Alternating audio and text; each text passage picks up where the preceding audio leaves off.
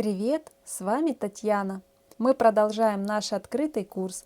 В прошлом уроке мы научились делать первую петлю и цепочку. Сегодня мы переходим к самому главному. Мы начнем создавать полотно. Тема урока – столбик без накида и вязание поворотными рядами. Я покажу вам классический метод, объясню, зачем нужны петли подъема, а также поделюсь своим секретом вязания, который дает четкое разделение на лицевую и изнаночную сторону. Итак, у нас есть цепочка. Как связать ее, мы разбирали в прошлом уроке. Теперь, чтобы начать ряд столбиков без накида, мы вводим крючок во вторую петлю. Напомню, вот эта петля на крючке не учитывается в расчетах, поэтому вот эта первая петля, мы вводим крючок вот здесь, во вторую петлю. Обратите внимание на захват нити. Сейчас мы вяжем классическим способом. Крючок идет под нить. Выводим петлю и закрываем столбик. Дальше покажу еще раз. В следующую петлю ввели крючок, подхватили, закрываем. За следующую полупетлю вывели, закрываем. Мы с вами провязали 3 столбика без накида, и здесь у нас вверху образована косичка из 3 петель. Продолжим. Покажу еще раз. Вводим крючок под полупетлю, вытягиваем, закрываем. И так продолжаем до конца ряда. Сейчас я ускорю запись видео и встретимся с вами в конце ряда. Итак, у меня до конца ряда остается 3 полупетельки, 17 я уже провязала.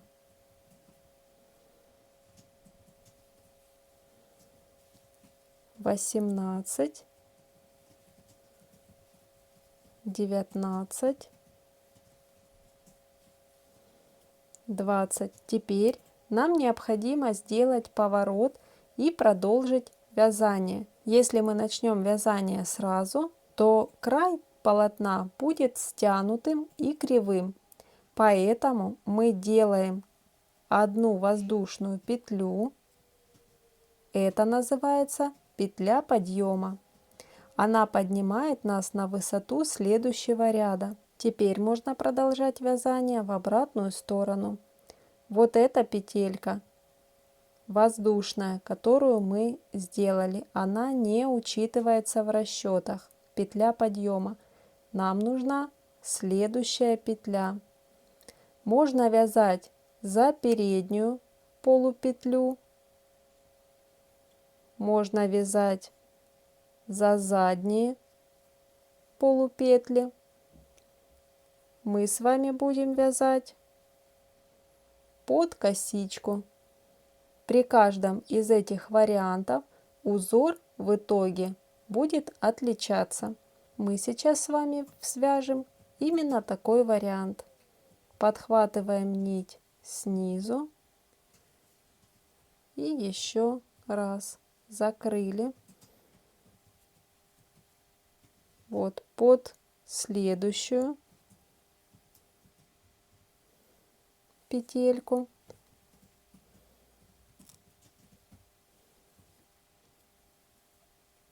Закрываем. И так продолжаем вязать в каждую петельку.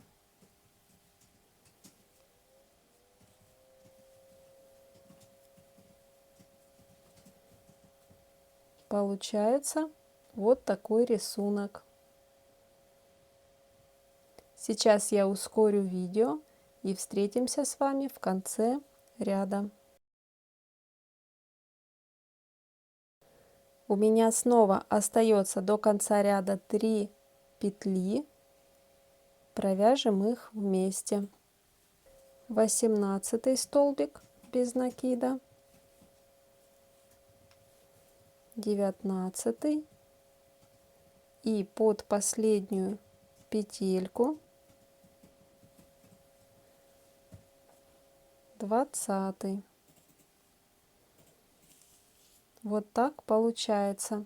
Снова поворачиваем вязание, набираем воздушную петлю и продолжаем вязать в обратную сторону. Снова под обе полупетли. 1, 2, 3, 4. Так получается. И вот это и есть столбики без накида. Вот столбик в этом ряду, в предыдущем ряду и в самом первом ряду, который мы провязывали столбиками без накида. Также их можно посчитать по петлям. 1, 2, 3, 4 провязанных столбика без накида. Каждый раз, когда мы заканчиваем ряд, поворачиваем полотно, делаем воздушную петлю, петлю подъема и продолжаем вязать в обратную сторону. Сейчас я провяжу несколько рядов и покажу вам результат. Я провязала 10 поворотных рядов по 20 столбиков без накида. Узор выглядит вот так. Обратите внимание, что края полотна аккуратные и ровные.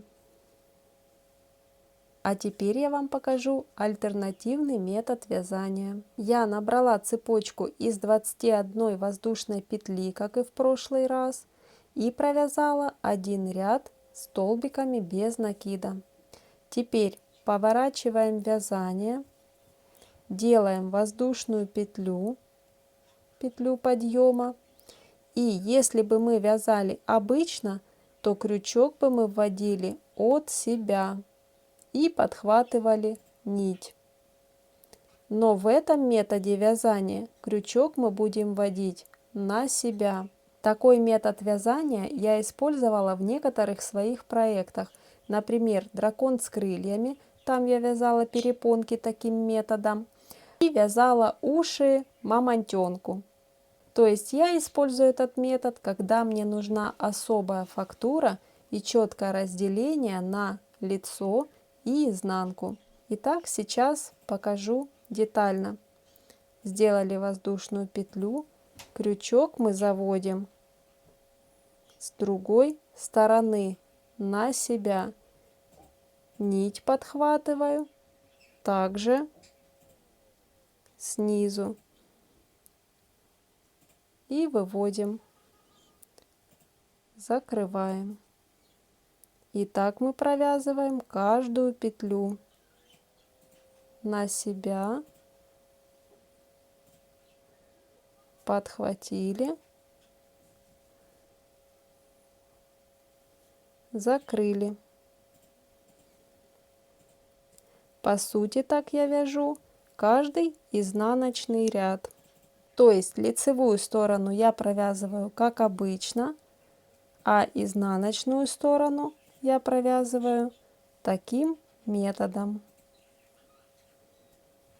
Сейчас я ускорю видео и встретимся с вами в конце ряда.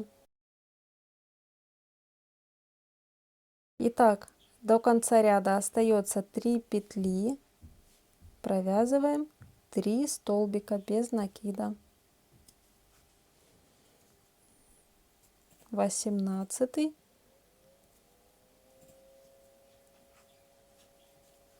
19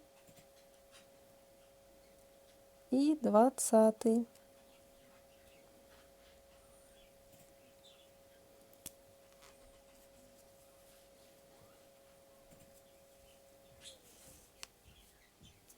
Поворот, воздушная петля, и этот ряд уже вяжем как обычно, то есть крючок вводим от себя.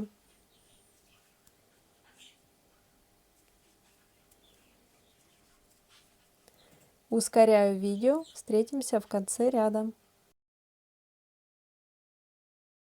До конца ряда снова остается 3 петли, провязываем.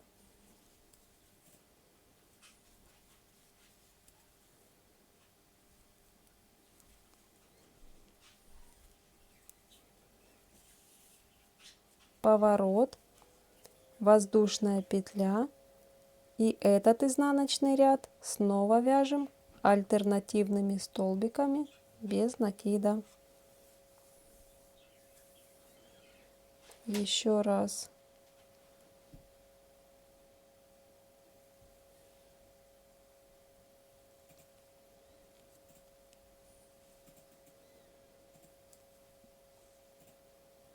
Так. Продолжаем.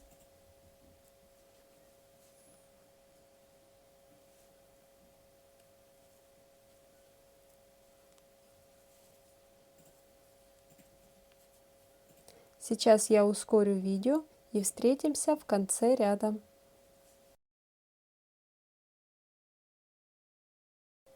До конца ряда остается 3 петли. Провязываем.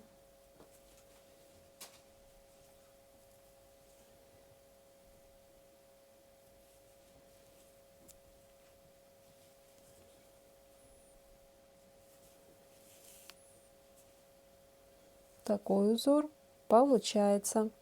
Поворот, воздушная петля, и теперь снова вяжем обычными столбиками без накида, классическими. После поворота вяжем альтернативными. Сейчас я провяжу несколько рядов и сверим с вами узоры.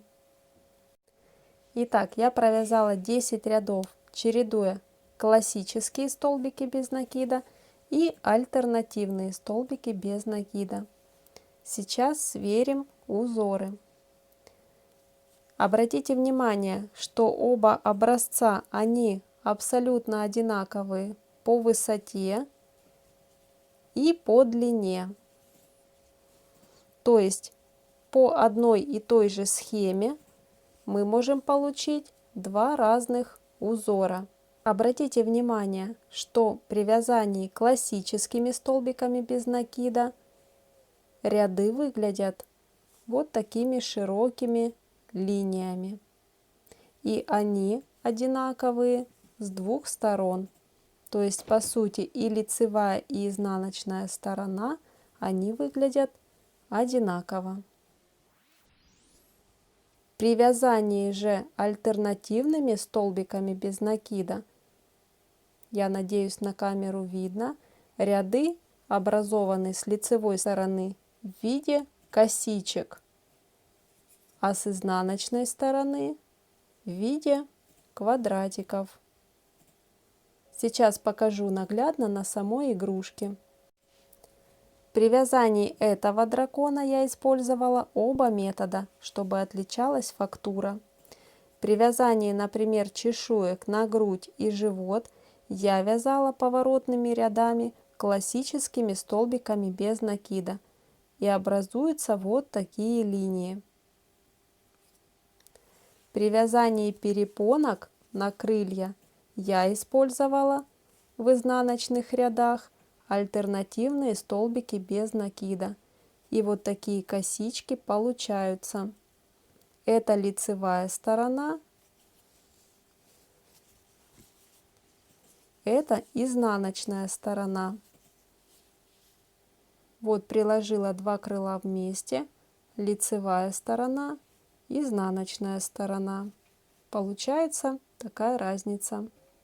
И хоть этот метод вязания альтернативными столбиками без накида считается уже продвинутым уровнем, я хочу, чтобы вы знали об этом с самого начала и могли применять это в своей практике. Итак, ваше домашнее задание. Свяжите квадрат 10 на 10 сантиметров. Первый вариант классическими столбиками без накида. И можете потренироваться и попробовать альтернативными столбиками без накида, чтобы прочувствовать разницу. Пусть это будет наш энергообмен. С меня секреты мастерства, с вас лайк и комментарий.